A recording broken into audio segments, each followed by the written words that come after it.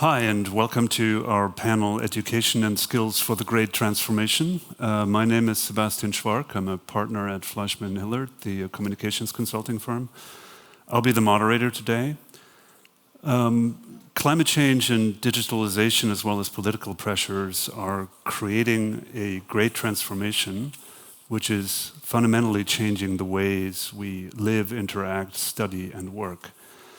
To better manage this transformation, we need to develop skills as a society at large, as well as individually. But most importantly, we need to enable young people to acquire the skills they need to be successful in the future. That is why our education systems are crucial, and this is what we want to talk about in this session today. The objective of our discussion is to shape policy. We're looking for policies that enhance learning through better curriculum design, and ultimately for a redesign of education systems in the light of changing market needs. First we have a keynote. We already have Andreas Schleicher, a director at the OECD in the Directorate of Education and Skills online. Andreas, welcome. Andreas will introduce the key findings of an OECD international curriculum analysis and develop a perspective on the future education needs. And after that, that's about 15 minutes, and after that we have about 30 minutes to discuss. We'll have 4 panelists in addition to Andreas' keynote, whom I will introduce then. Andreas, you have the floor. Thank you. Thank you so much. And first of all, thanks for inviting me to the Global Solutions Summit. It's really such an important moment to take stock and look forward in education. You know, I know you're looking for ways in education beyond the pandemic, but this pandemic has just been one of many examples of how the future is always going to surprise us. You know, in this age of accelerations, thinking about the future becomes less about, conjecturing from the present to the future and more about, imagining alternative futures now, to create space for alternative futures, and then to reflect on what those, futures mean for the design of learning environments, for curricula, to configure the space, the time, the people, the technology that help us to educate learners for their future rather than just for, our past. And in some way, you can say, our education systems have created an amazing world. Think about the cultural world around you, the technology that connects us, the way of living, But we also should be conscious that this education has left us in the world with some really fundamental disconnects. We've seen a growing disconnect between the infinite growth imperative and the finite resources of our planet, between the financial economy and the real economy, between the haves and the have-nots, and not just, between countries, also within countries. Our idea of a gross domestic product has sort of got out of sync with the well-being of people. We're seeing a growing disconnect between the institutional leadership and people, and between governance and the voicelessness of people, at least that perception of that. And of course, we've seen a growing disconnect between, what is technologically possible and the real social needs of people. I don't want to blame education for all of this, certainly not. But we also shouldn't underestimate the power that education has over shaping the material, the social, the cultural world around us. And in this complex and volatile world, the Sustainable Development Goals really offers us a shared vision of humanity that provides a kind of missing glue in that globalization puzzle. And the extent to which, those SDGs will become a reality depends in no small part on what happens in today's classrooms. That's why what we're talking about here is so important. It's always been educators who hold the key to the future, and that this future becomes a real contract with citizens, with people. And one thing is absolutely clear, these days education is no longer just about teaching people something. It's more about helping them develop a reliable compass and the tools to navigate with confidence through this volatile and uncertain world, navigating ambiguity, managing complexity, working with people who are different from you, seeing the world through different lenses and perspectives. Success in education today is about identity, it's about agency, it's about purpose. It's about building curiosity, opening minds, about compassion, opening hearts. And it's about courage, being able to mobilize our cognitive, social, and emotional resources to do something, to take action. Surely those are also going to be our best weapon against the biggest threats of our times. Ignorance, the closed mind, hate, the closed heart, and fear, the enemy of agency. In a way, we live in a world in which the kind of things that are easy to teach and maybe easy to test are precisely the things that are also easy to digitize, to automate.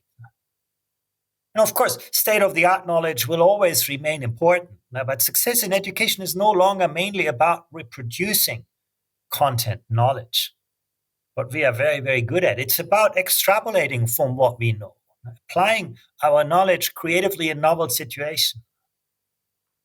Deep understanding is so much more important than just remembering specific facts or figures.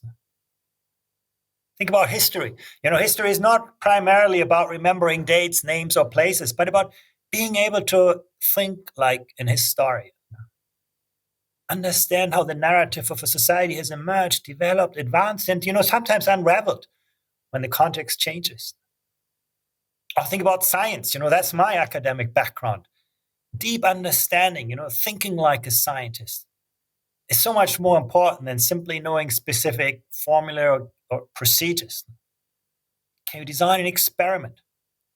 Can you draw evidence-based conclusions? Can you distinguish questions that are scientifically investigable from those that are not? The poor behavior of so many people during this pandemic is a good reflection on how poorly we have done in building the foundations for people to look at the world through a scientific lens. During these months of the pandemic, we've all felt the powerful forces of science and Mother Nature. Those who remained ignorant of science and gave precedence to, comfortable belief, ideology, or politics, they've paid a very high price for this.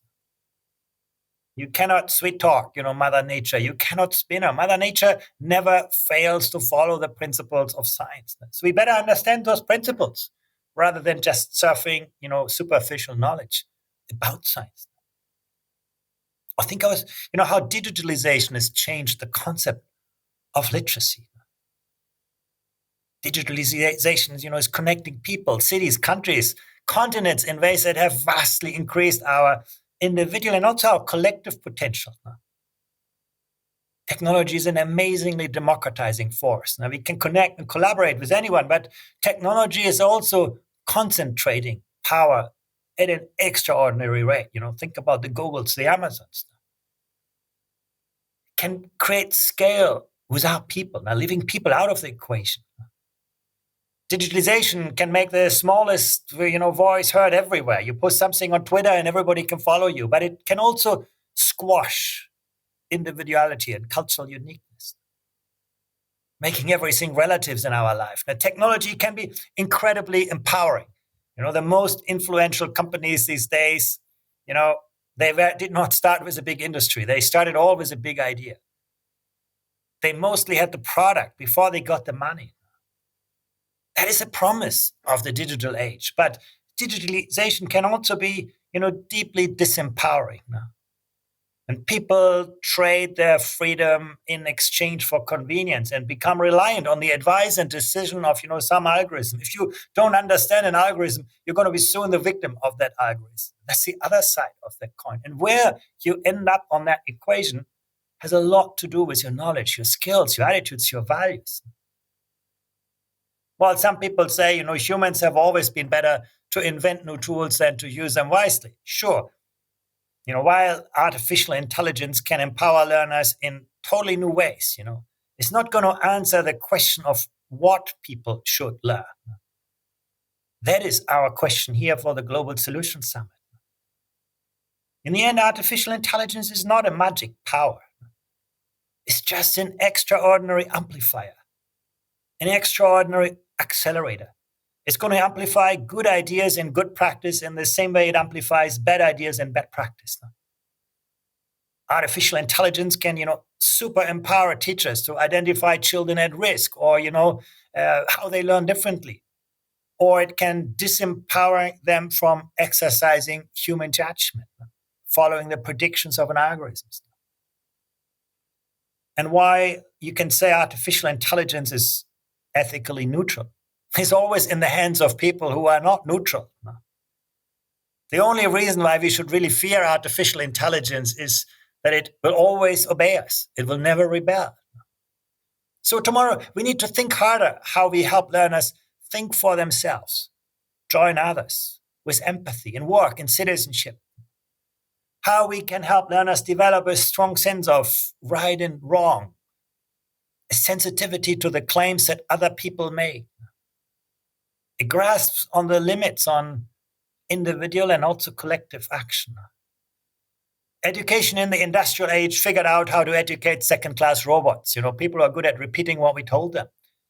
In the age of artificial intelligence, we need to figure out what it means to be human, how we can complement rather than substitute the artificial intelligence we created in our computers. Now, where artificial intelligence, where education doesn't build foundations under people, many are going to build walls around them, however self-defeating that is. We've seen that all along, and artificial intelligence is very, very good at reinforcing those kinds of walls.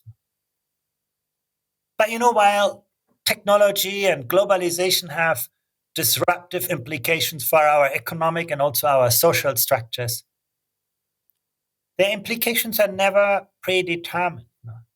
It is always the nature of our collective responses to those disruptions that is going to determine their outcomes. The continuous interplay between the technological frontier and the cultural, social, and institutional and economic contexts that we mobilize in our responses. And again, education is going to be always at the center of this. The conventional approach to schooling is often to break big problems down into smaller bits and pieces and then to train students how to solve those bits and pieces. But modern societies really create value by synthesizing different fields of knowledge, making connections between ideas that often seem unrelated, connecting the dots where the next innovation is going to come from. And that requires being familiar with, receptive to knowledge in other fields. Now, that's why cross-curricular learning and project-based kind of experiences have become so important. In today's schools, students often learn individually. And at the end of the school year, we certify their individual achievements. We test whether you're better than your neighbor. But the more interdependent the world becomes, the more we need actually great collaborators, great orchestrators. The pandemic has shown us how the well-being of people and actually entire countries depends increasingly on our capacity to take collective action, to build that collective agency where, the whole is bigger than the sum of the parts. Schools therefore need to become better at helping students think for themselves and to act and work with others. The bottom line is if we want to stay ahead of our times, we have to find and refine the qualities that are unique to our humanity and that complement, not compete with, the capabilities we've created in our computers. The past was divided, with students and teachers divided by content and subjects, and students often separated, by their expectations for their future. Schools are very good at keeping students inside and the rest of the world outside. Often a lack of engagement with families, a reluctance to partner with other schools, with the business sector. The future needs to be a lot more integrated, with an emphasis on the interconnectedness of subjects and the integration of students. And it also needs to be better connected. One of the things I've learned is that effective learning environments are constantly creating synergies and constantly finding new ways to harness the professional, social, and cultural capital with others. This is really about creating innovative partnerships. That is the challenge of our time. The goal of the past was, standardization and compliance. You educate students in age cohorts following all the same standard curriculum, all assessed at the same time. The future is really about building instruction, starting from the students' passions. what they believe, is their passion, what they believe they can become really, really good at, and what they believe will make a social kind of case and purpose. In the past, schools were technological islands, with technology often supporting and conserving existing educational practice rather than transforming it. And students are always outpacing, schools in the adoption and the consumption of technology. Now, schools need to use technologies to liberate learning from those past conventions and to connect learners in new and more powerful ways. In the past, the policy focus was on providing education. Now it needs to be on the outcomes, shifting from looking upwards in the system to looking outwards, to the next teacher, to the next school, to build powerful communities of learners, of schools. That's so important. And that all needs to build on trust, trust in education and educational institutions, in schools, in teachers, in students, in communities. In all public services, trust is the most essential part of, good governance. Successful schools are always going to be places where great people want to work and where their ideas can be realized, where they are trusted and where they can place their trust. And perhaps we know too little how, trust is developed in education and sustained over time, and how it can be restored if it is broken. What is clear is, trust cannot be legislated or mandated. And this is why it is so hard to build into traditional administrative structures. Trust is always intentional. It can only be nurtured and inspired through healthy and creative relationships, and also constructive transparency. Paradoxically, the highly standardized industrial work organization of teaching has often left teachers alone in the classroom. 0% school autonomy has meant 100% teacher isolation behind closed classroom doors. Well, and last but not least, education needs to not just look forward, but also look more outward. The difference between, education systems that are open to the world, open to new futures, and those that are sort of mired in their old way of thinking could well be the key differentiator between those education systems that are going to make the grade and educate learners for their future and those that remain stuck in the past. I know these are difficult questions, but I think the Global Education Solutions Summit is a great place to find answers to this. Thank you very much.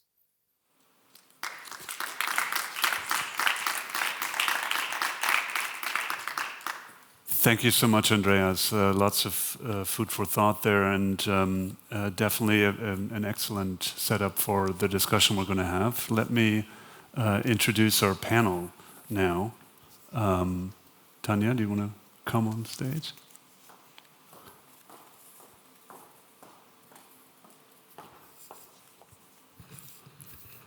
Welcome, Tanya. Thank you so much. Tanya Rosas. She's the CEO and co-founder of the Origin Learning Fund, an NGO that is focused on access to digital education. She's also a young leader for the UN SDGs. And joining virtually, I have Claudia Costin, a director of the Center for Educational Policies at the Getulio Vargas Foundation, the Brazilian think tank, which is focused on socioeconomic development. Hi, Claudia. Then I have Sabina Devan, the founder and executive director of Just Jobs Network, the private nonpartisan organization focused on job creation. And last not least, I have Suzanne Dillon, chair of the OECD Future of Education and Skills 2030 project. And Suzanne, if I may, a warm welcome to all of you, but Suzanne, if I may, I would start with you, building on the insights that Andreas shared. What are the right policies to achieve the necessary transformation of the education system that Andreas laid out? Thank you very much, and I'm delighted to have been invited to speak here at the Global Solutions Summit. And before I go to an answer to the unanswerable question you have asked, it's quite a large question, may I just actually reflect on a comment made by Scott Marcus speaking yesterday on global transformation, which he said, we actually need radical and urgent transformation of our education and training systems. That's something that there is international acknowledgement of. And back in 2015, the member countries of the OECD mandated our project the Future of Education and Skills 2030, to actually answer one of the big questions that Andreas posed in his presentation earlier. He spoke of words around the need for courage, agency, empowerment, trust. Right. And all of that led to a question of, what do you need to learn? What should a curriculum offer in an education system designed to help young people to thrive and flourish in the future world, much of which is unpredictable. If the last 2 years have taught us anything, we never know what's around the corner. So our project set out to answer that question. And in 2019, we published a learning compass. And when I say we, our project is made up of a variety of stakeholders. So there's the group of national representatives. I represent Ireland, for example, who are engaged, where we tend to be policymakers or policy advisors in the area of curriculum and assessment. The second large group that makes up our global forum includes stakeholders from across the education spectrum. So we have teachers, teacher educators, NGOs, international organizations, and some not-for-profit and for-profit organizations who are committed to developing education, keeping in mind that vision that Andreas set out in his earlier input there. And the third, and perhaps most fundamentally important group, is the group of students, a group of international students, all of whom are either still in post-elementary education or have just completed their first year in university. So we wanted to really hear the authentic voices of students who are in school and who are being directly impacted by how curriculum is designed, implemented and assessed in their educational experiences. So when our global forum produced the Learning Compass, and I'll speak a bit, maybe a little bit later about that if I get the opportunity in the question and answer session, but I want to draw attention to 3 new competencies in addition to the established competencies we all accept that students need to have. They need to have literacy, numeracy, digital literacy, health literacy, financial literacy. Let's take those as a given. But we also looked at 3 new transformative competencies. They were creating new value, reconciling tensions and dilemmas, and taking responsibility. And in creating new value, we acknowledge that actually there are problems in front of us that we don't yet recognize. And we need to support young people to develop the competencies and skill sets to be able to rise to those challenges and answer them. But we need to do that in a way that accepts that their answer might not be the same answer across the globe. So there will be tensions and dilemmas to be managed and dealt with. And then the third transformative competence is that one about taking responsibility. Because actually, if you create a new way of doing something, a new approach, a new perspective on a global problem, you need then to enter into a discussion about how your actions, your language around that problem and the solution impacts on others around the world who may come from a very different socio-economical and cultural situation than you do yourself. So in a nutshell, those 3 competencies summarize, I suppose, the kind of curriculum we envision as necessary for young people to experience and the kinds of competencies they need to acquire. The project doesn't set out to specify the detail of a curriculum. In fact, we leave that entirely to participant countries. But what we have done is published, drawing on one of the largest international curriculum analyses ever, a series of curriculum reports, which look at questions like, in our first report, what do students need to learn? And through them, we provide policy advice for the various, it's publicly available, anyone can access it. Our second report then looks at that whole challenge of curriculum overload. What do you do when circumstances suggest you add something into your curriculum? What kind of decision making and thinking do you need to do to determine what needs to come out to make space for it? Is that the right kind of conversation even to be thinking? So that's our second report. In our third report, we address questions around equity and inclusion. And the fourth report, which was just published last November, looked at the contribution that attitudes and values and education in attitudes and values can make to supporting young people to consciously make decisions and take responsibility for them. Thank you. We have two more reports, one of which we're going to report in June. We're going to publish in June, and it looks at the need for flexible curriculum. And then our last report, which will appear towards the end of the year or early next year, is on looking at change in an ecosystemic way. So our project publishes a range of reports designed to support policymakers and others in their decision making. A long answer. I'm not sure it was as exact as you liked, Sebastian, but I leave you with it. That's perfect, Suzanne. Let me turn to Claudia and ask Claudia what we need to consider from the socioeconomic development perspective when you think about changing curricula, but also kind of education for skills for the great transformation. Okay, first, thank you for the invitation. I'm very glad to be here and talking with such a brilliant panel, Sebastian. It's very nice. But I'm talking on the based on the perspective of the developing countries, where my center is and where I'm standing.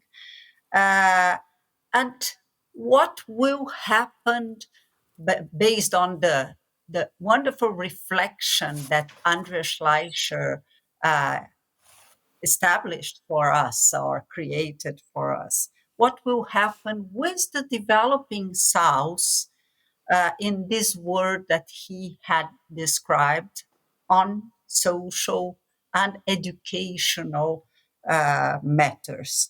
So first, there is a big issue with teachers. I participated in the creation or in the building together of the learning compass that Susan just referred to. And one thing that worried me a lot was our teachers really supported to deliver an education in the developing countries that, as Andreas suggested, teach learners to think, to be independent thinkers and not to know by heart his or her teacher perspective and in a test write it down. To be, as he proposed, people that are able of compassion. And I think and even, I'm sorry, I forgot something important. And if they are ready to develop student agency, as a recent paper delivered by UNESCO and OECD has suggested. And the quick answer is no. We are not supporting teachers for that. In the developing world, pre-service education is creating new teachers that will only reproduce the learning they got in their schools. They are not yet supported to teach kids to think and to be agents, but we are educating for dependency.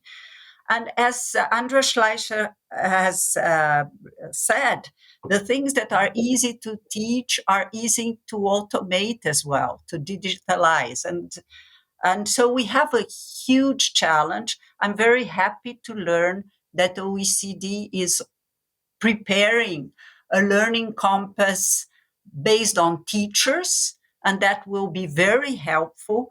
But we need to go even deeper than that, creating platforms with contents that will support professional development for teachers, the present cohort of teachers that are already in the schools, and make the career, the teaching profession much more attractive. We need to attract talent, and we need to keep the talents in the profession. That is, I know that we are running out of time, but that's the quick answer. Support teachers, especially in the developing world.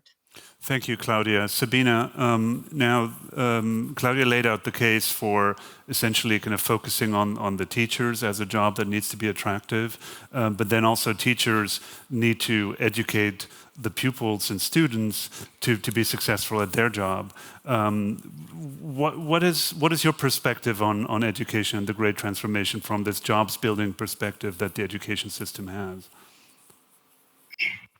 Yes, thank you so much to the Global Solution Summit and the organizer here today, and Sebastian for that excellent question.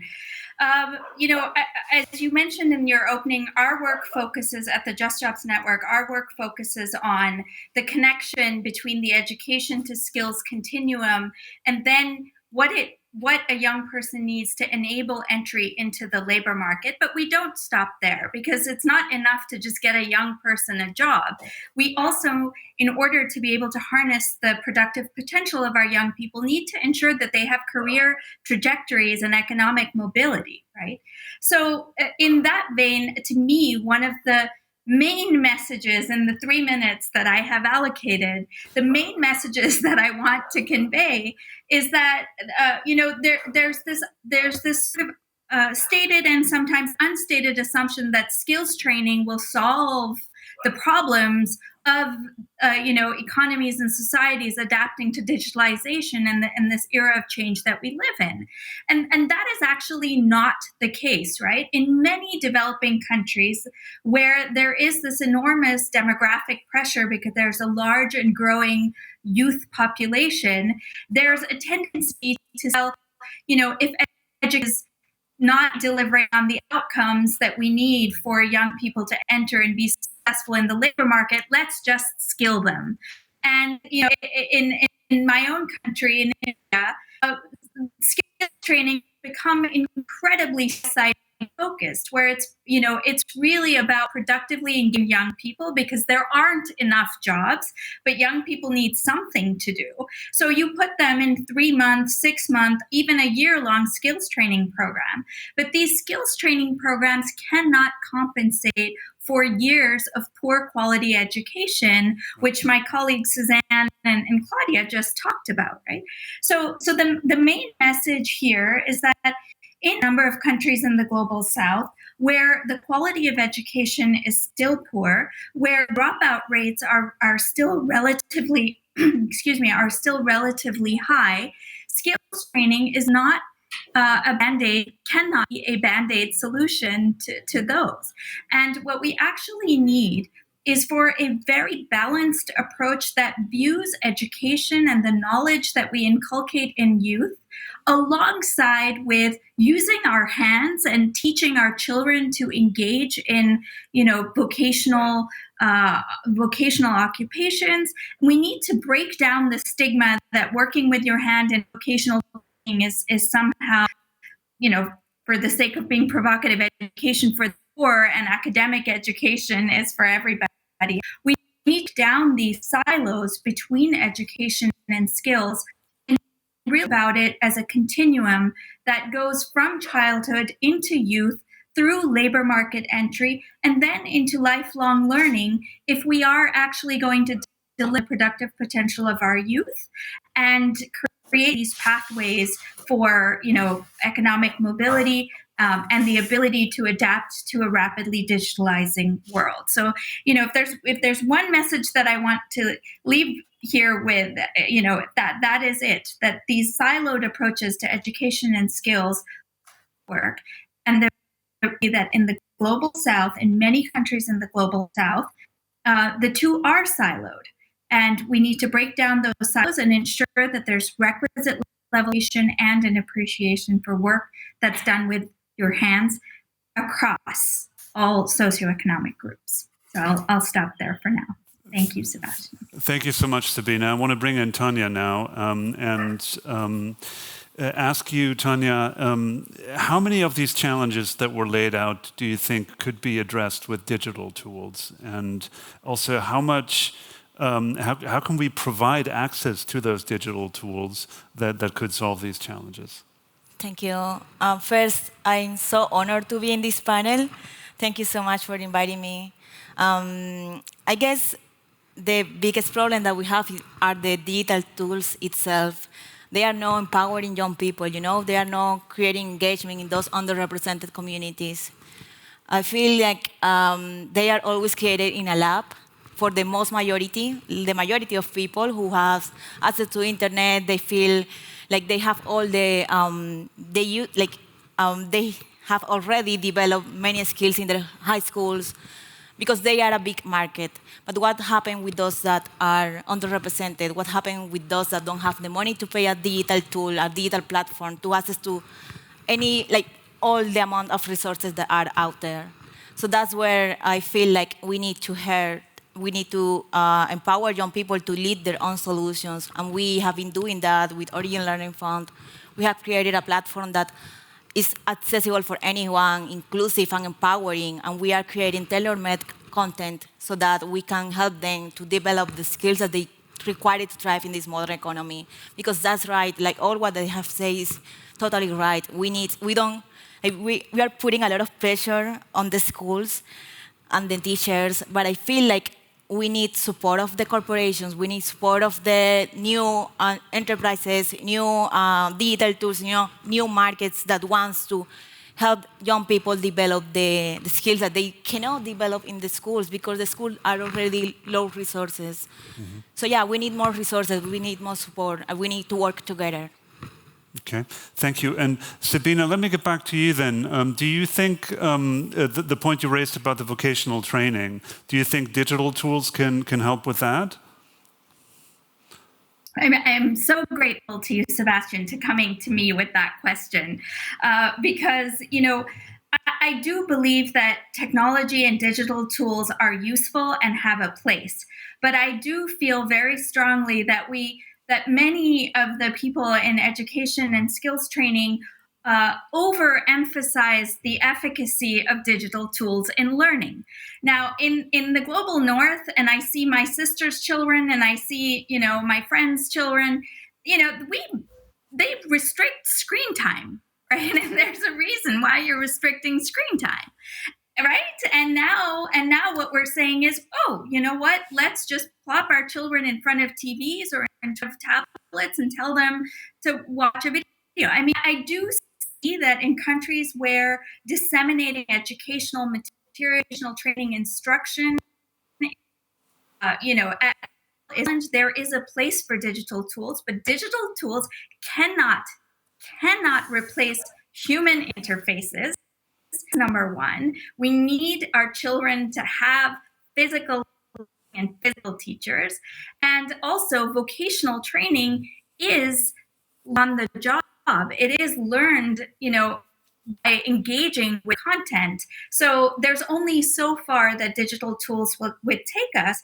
And the last thing I'll just say is picking up on something that Tanya raised, which is near and dear to my heart, which is, there is a gross overestimation of the access that people still have to technology in the global south. There is still a huge digital divide. And research also shows that much of technology that does exist, so cell phones and smartphones that people have, aside from being lower than the penetration being lower than what we think it is, much of this technology is used for entertainment purposes and not for learning purposes. So, I could go on about that because this really is my soapbox. But I think if COVID has shown us anything, it is that, going to an Indian slum and having a family with 3 children and saying, you know what, you can learn online for 2 years while your school is shut down on a cell phone does not work. Yeah. I'll stop there. Thanks, Sebastian. Thank you so much. And Claudia, your point about focusing on the teachers, do you think teachers are equipped today to teach children how to work with digital tools properly, to Sabina's point? Or if not, what do we need to do to equip them properly? Well, what I refer to is the fact that teachers need to be supported. But it is not only about digital skills. If we think about the hybrid model of blended education, on inverted classrooms where kids would at home work something digitally or do some small research, substituting this traditional teaching where the teacher taught her class writing on a blackboard or posting a PPT. What we need from teachers is something a little bit different than just digital skills, is to develop active methodologies, or in other words, developing hands-on kind of education, teaching kids to think using her or his hands, learning to prototype, learning to develop their own judgments, and, as I mentioned before, student agency. This requires much more support to teachers than just teaching them how to work on a computer or another device. But that needs to be done urgently. Thank you. And Susanna, going back to the curriculum, so how do we create a curriculum that teaches these skills? Thank you very much for coming back to me, Sebastian. I think there are a couple of things here. The first is to acknowledge what Tanya spoke about, and actually Sabina also referenced it, and that's the notion of taking an ecosystemic approach to educational skills change. If we want to transform those systems, we have to contextualize the transformation that is possible within the kind of transformations that are happening in wider society. Education doesn't just shape societal norms and ideas, as Andreas described, but to a large part, it is shaped by existing norms and existing expectations. So changing education through curriculum requires, I feel like, a broader social discussion. And it's so exciting that it's happening in venues like this one here. This is really important. But it also means taking that all the way back to the smallest place, to the local community, where there is a clear understanding of why you are changing and how you are doing, and why you are doing it in the way that you are doing it. So I think that's really, that ecosystemic awareness is actually fundamental. The second thing that I would like to say is that curriculum can only be effective if it is delivered in a way in which it was intended. So we have, through our curriculum analysis, noticed that many countries set out some wonderful ideals and ambitions and outcomes for their education systems in their curriculum documents. But actually, in the translation of that in the classroom, they rely entirely on the interpersonal relationship between the teacher and the students they are working with. So Selina is right, Claudia is right. It is those teachers whom we have to support. And the work we're currently doing is looking at developing a teaching compass to complement that, which will mine a little more deeply into the question that you've asked me. How can curriculum deliver this? It can only do so if it's well designed and well implemented. And that's the space we need to really be exploring now, in the spirit of supporting teachers, because teachers do Trojan work very often with very limited resources and in really difficult circumstances, particularly in the developing world. Yeah. Thank you. And sadly, I see that we're almost out of time. So I would like to ask one final question to all of you.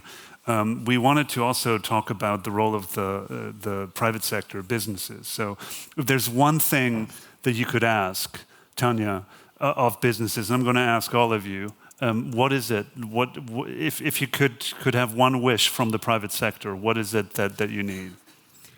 Well, I guess we need to know, what are you expecting from the young people that are going, looking for job positions in your work? And if you can share those indicators, those values that you are looking for with the local school that you are around, it will be really important for, it will help the teachers a lot to try to manage how, what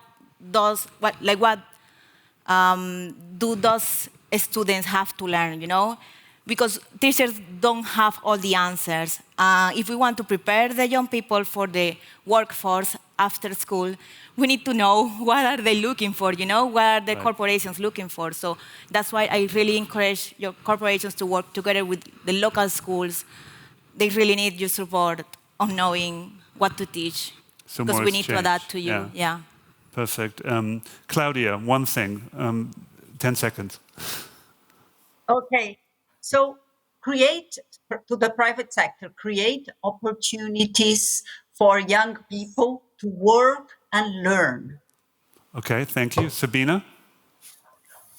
I would absolutely agree with that. And to that, I would just add, on-the-job training and apprenticeships. And we need governments to push this agenda and companies to take it on. So on-the-job training, combining opportunities to learn and work time.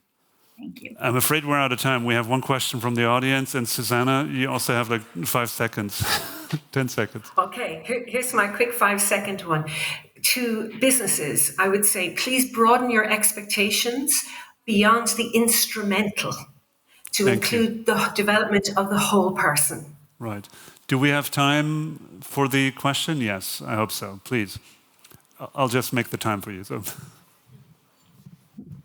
Hello, my name's Brianna. I'm a young global changer from Australia. And I think an interesting point was made that education is obviously shaped by existing societies, but also shapes society. And I've been reflecting a lot on SDG 4.7, which is about socialising the idea of sustainable development through our educational institutions to ensure that people actually have that framing when they're choosing future career prospects and things like that. So I'd love to hear your thoughts on that. We have 10 seconds for the answer. Who's going to take it? Yes, go ahead. Yes. So thank you for your question, Brianna, young leader. And you need to educate for active citizenship.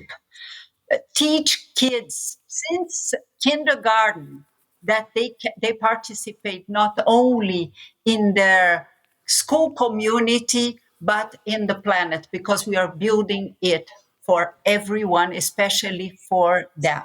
That's my quick answer. Claudia, that's a perfect ending to this discussion. Thank you so much. We could have discussed an hour or two longer next time. Thank you for participating. It was my pleasure. Thank you all for being here in the room and online. With that, the session is closed.